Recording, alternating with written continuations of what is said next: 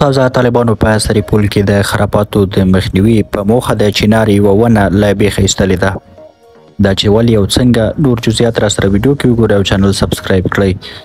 د جهان نیوز درنو لیدونکو ستړي مشئ.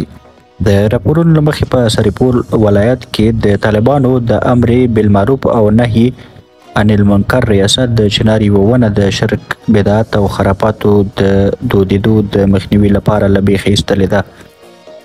د تلونیوز خصوصي تلویزیون او څو نورو رسنیو د راپور له مخې د سرپل د امر بالمعروف ریاست په یو بیان کې ویلي د دې ولایت اوسیدونکو باور درلوده چې که پر دې ونه میخ ټک وهي نو ستونزې او ناروغي به یې ختمې شي.